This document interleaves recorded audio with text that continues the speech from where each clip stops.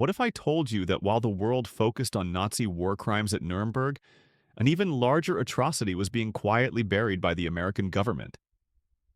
That thousands of men, women, and children were frozen alive, dissected while conscious, infected with plague, and subjected to experiments so horrific that the doctors who performed them received immunity instead of prosecution? This is the story of Unit 731, Japan's secret biological warfare program that turned human beings into laboratory specimens and science into systematic torture. This is a story that was deliberately hidden, intentionally forgotten, and officially denied for decades. And the worst part? The perpetrators never faced justice. Instead, they were given freedom in exchange for their data. In 1932, the Empire of Japan occupied Manchuria, the northeastern region of China, and renamed it Manchukuo, a puppet state that would serve as a laboratory for Japan's imperial ambitions. It was here, in the city of Harbin, that a military physician named Shiro Ishii convinced the Japanese Imperial Army to fund something unprecedented: a research facility dedicated to biological warfare on an industrial scale. Ishii was brilliant, charismatic, and utterly devoid of moral constraint. He had studied bacteriology at Kyoto Imperial University and became obsessed with the potential of disease as a weapon. While traveling through Europe in the 1920s, he noted that the Geneva Protocol of 1925 banned biological weapons and concluded that anything forbidden must be powerful. His pitch to the military was simple: biological weapons were cheap, scalable, and terrifying. A single airplane dropping plague-infected fleas could accomplish what thousands of conventional bombs could not. And unlike chemical weapons, biological agents could spread on their own, turning populations into vectors of their own destruction. The Imperial Army gave Ishii a blank check.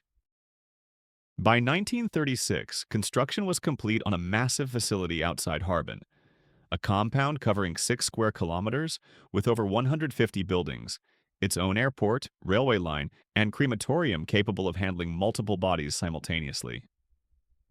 This was Unit 731, officially known as the Epidemic Prevention and Water Purification Department of the Kwantung Army.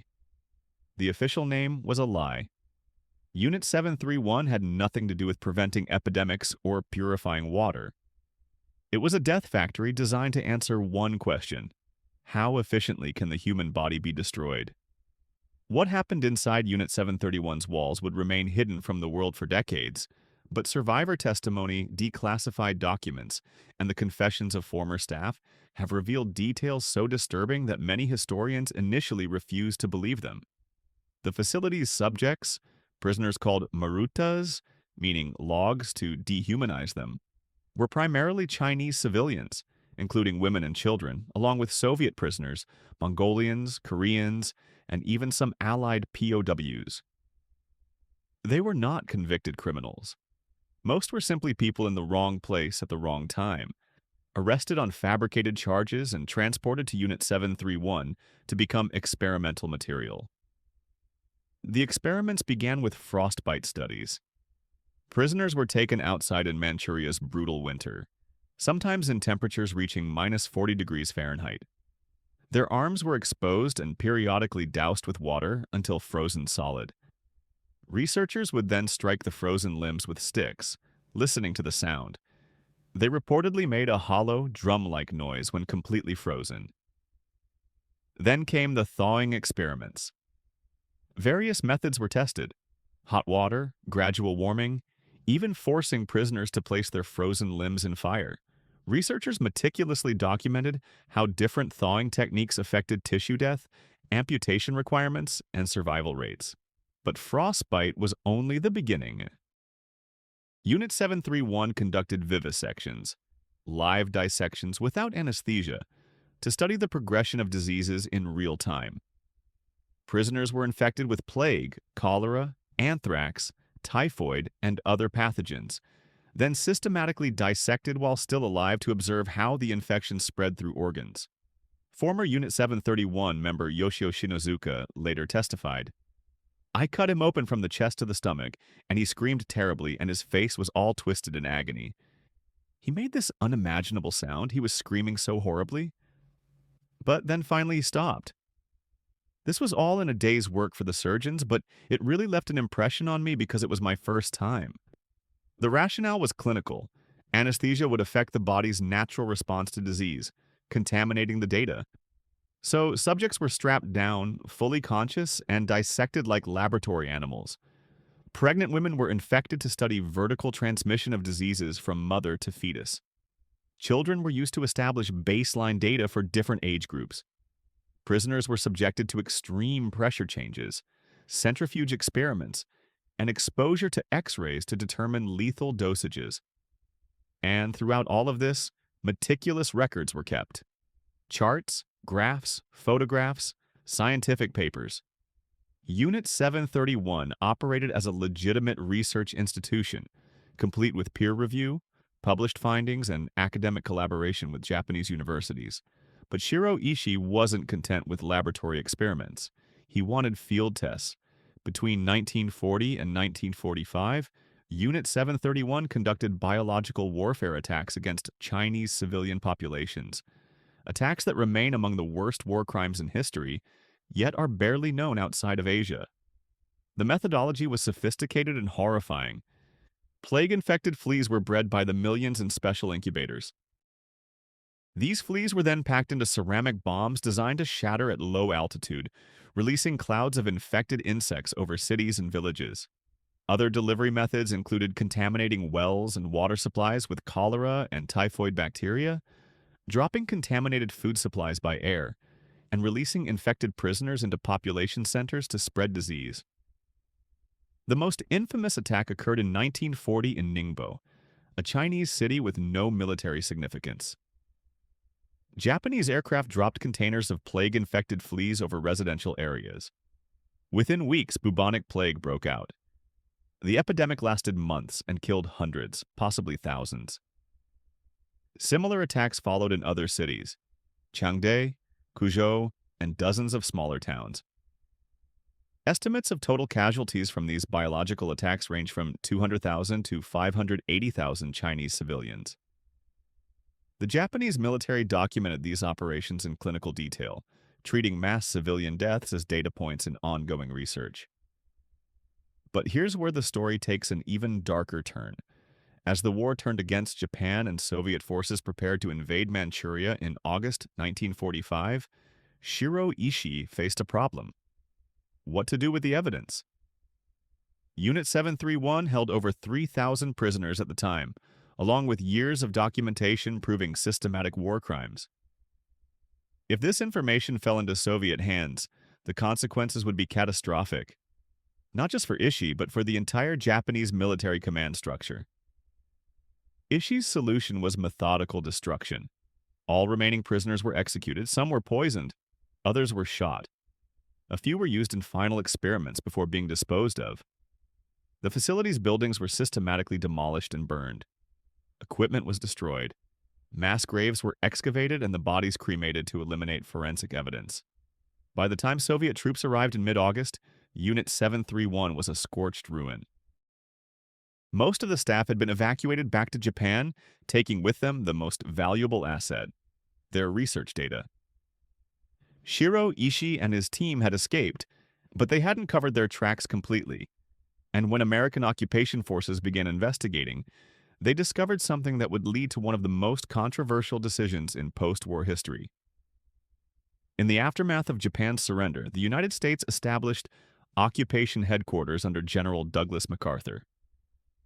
War crimes investigations began immediately, focused primarily on conventional atrocities, prisoner abuse, civilian massacres, the Bataan Death March.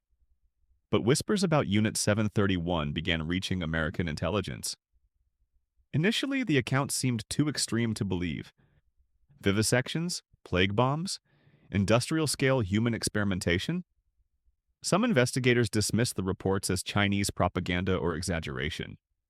Then, in 1946, American biological warfare specialists began interrogating captured Japanese scientists, and the truth emerged. The Americans realized they had stumbled onto something unprecedented. Years of human experimentation data that would be impossible to obtain through ethical means.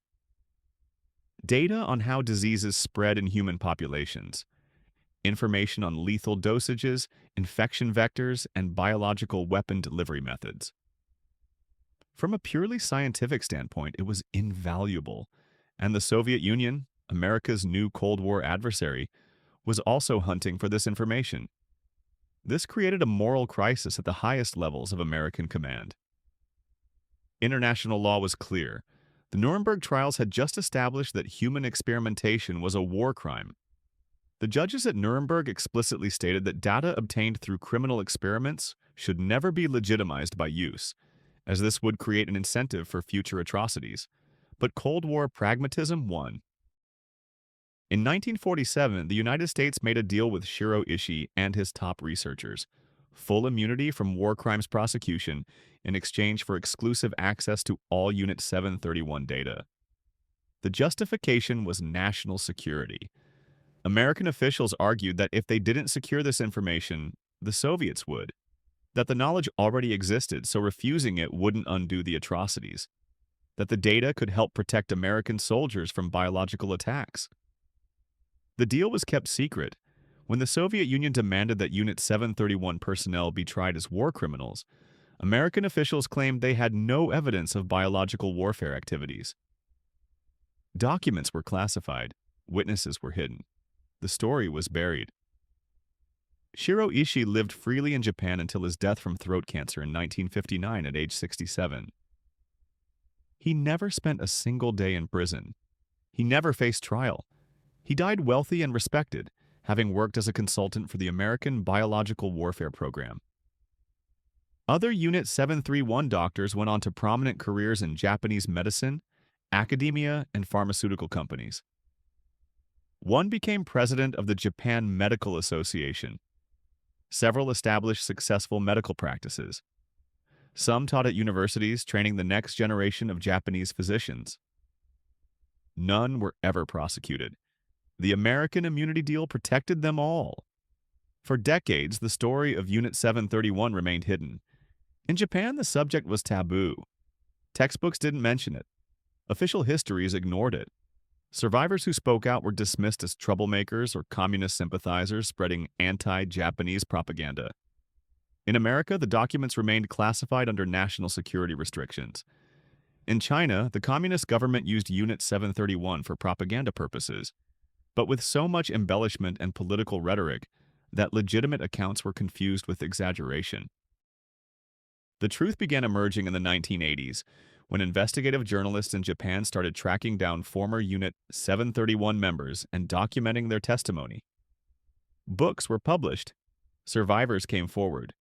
Physical evidence was uncovered at the Harbin site. In 1984, a Japanese journalist named Morimura Seiichi published The Devil's Gluttony, a book based on interviews with former Unit 731 staff. The testimony was so shocking that many readers assumed it was sensationalized fiction. But then more evidence emerged. American documents began to be declassified in the 1990s, confirming the immunity deal. Chinese researchers excavated the Harbin site and found human remains, equipment, and building foundations matching survivor descriptions. Former Unit 731 members, now elderly, began giving deathbed confessions. They described the experiments in clinical detail, showing the same emotional detachment they had maintained during the war. One doctor explained, "We didn't think of them as humans, we thought of them as logs. If you think of them as humans, you can't do it." Another said, "It was not difficult. I did not feel sympathy. We did it as part of our job." The dehumanization had been so complete that even decades later, some former staff struggled to understand why anyone would object to what they had done. In 2002, the Tokyo District Court officially acknowledged Unit 731's existence and activities, ruling in a lawsuit brought by Chinese survivors. The court confirmed that human experiments had occurred and that biological weapons had been deployed against civilian populations. However, the court also ruled that under the Statute of Limitations and post-war treaties, no compensation could be awarded and no individual prosecutions could proceed. Justice, such as it was, came only in the form of historical acknowledgement, and even that was incomplete. The Unit 731 story forces us to confront multiple layers of moral failure. First, there's the original crime, the systematic torture and murder of thousands of people in the name of scientific research. This wasn't chaotic wartime violence. It was organized, bureaucratic, and scientifically documented evil. Second, there's the American immunity deal, a calculated decision to prioritize military advantage over justice. The United States had just finished prosecuting Nazi doctors at Nuremberg for identical crimes, yet simultaneously protected Japanese perpetrators of potentially even worse atrocities. Third, there's the decades of official denial, Japanese government resistance to acknowledging the full truth, American classification of documents, and international reluctance to confront uncomfortable historical realities. The question that haunts historians is, was the American decision defensible? Defenders argue that the Cold War created impossible choices, that the data existed regardless of whether America obtained it, and that securing information that might protect against future biological attacks was a legitimate national security priority. Critics counter that legitimizing criminal data by using it incentivizes future atrocities, that the immunity deal undermined the entire principle of war crimes accountability, and that most of the Unit 731 data was scientifically useless. Crude torture documented as research. Modern medical review of the declassified Unit 731 data supports the critics. The experiments were poorly controlled, the subjects' extreme suffering contaminated results, and the findings largely confirmed what ethical research had already established. The scientific value was minimal. This means thousands died for effectively nothing, and their killers escaped justice for data that had little practical use. Perhaps the deepest lesson is about how ordinary people commit extraordinary evil. The doctors and researchers at Unit 731 weren't psychopaths or sadists. They were educated professionals, many with families and normal social relationships.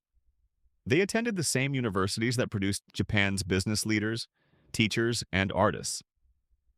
What transformed them into torturers was a combination of factors: intense nationalism, dehumanizing propaganda that portrayed Chinese people as inferior, institutional authority that normalized atrocity, and careerism that made participation in war crimes professionally advantageous. None of this excuses their actions, but it explains how an entire institution of educated, intelligent people could spend years torturing civilians to death and see it as legitimate work. The ghost of Unit 731 haunts modern medical ethics. After World War II, the international community established principles to prevent such atrocities: the Nuremberg Code, the Declaration of Helsinki, and eventually the Common Rule for Human Subjects Research. These regulations exist specifically because of Nazi and Japanese wartime experiments. Yet questions remain. Should data obtained through unethical means ever be used, even if it might save lives? If we use such data, do we legitimize the crimes that produced it? But if we refuse to use it, do we waste suffering that has already occurred? These aren't theoretical questions.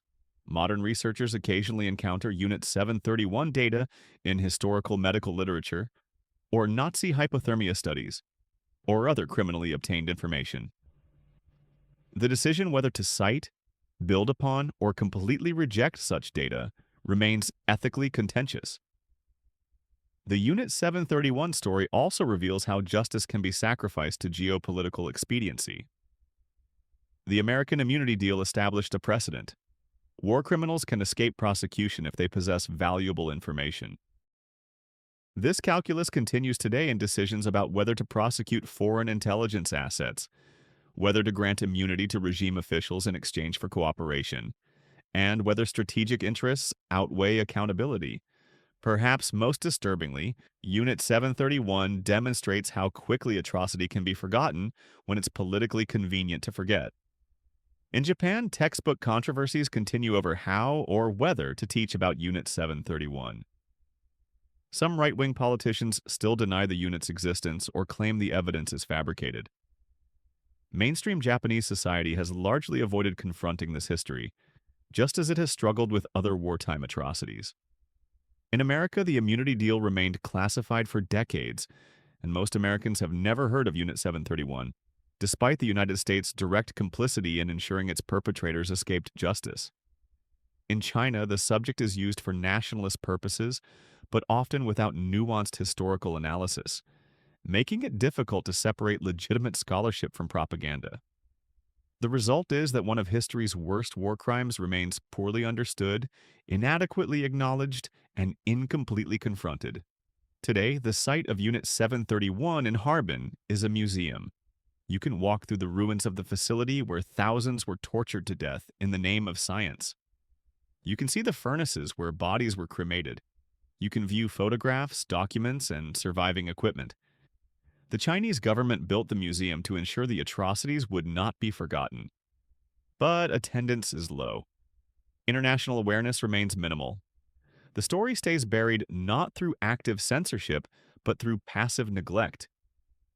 Meanwhile, every principle of modern medical ethics, informed consent, institutional review boards, protection for vulnerable populations, exists because of places like Unit 731.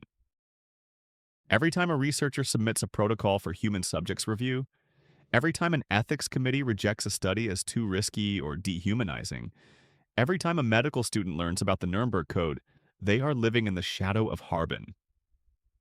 The doctors who froze prisoners to study frostbite, who dissected conscious subjects to watch diseases spread, who dropped plague on civilians to test weapons, they thought they were advancing science, serving their nation, and building a greater Japan. They were wrong. Utterly, catastrophically wrong. But they believed it. And believing it, they committed atrocities with the same professional dedication others might bring to curing disease or teaching children. That's the final horror of Unit 731. It proves that education, intelligence, and professional training offer no protection against moral catastrophe when combined with dehumanization, nationalism, and unchecked authority. The question we must ask ourselves is, what beliefs do we hold today with the same certainty those doctors felt? What are we willing to justify in the name of national security, scientific progress, or professional duty? And when future generations look back at us, what will they find that we were blind to? The frozen soldiers of Harbin can't speak for themselves anymore. Their names were never recorded. They were logs, not people. At least that's what their killers called them to make the torture easier. But their silence demands that we remember, that we question, that we never assume our own moral clarity is sufficient to prevent atrocity. Because every person who participated in Unit 731 once believed they were doing the right thing, and they were all catastrophically wrong. If this story disturbed you, if it challenged your assumptions about justice, science, and human nature, then hit that subscribe button. The darkest chapters of history are the ones we most need to understand, because the patterns that created them are still with us.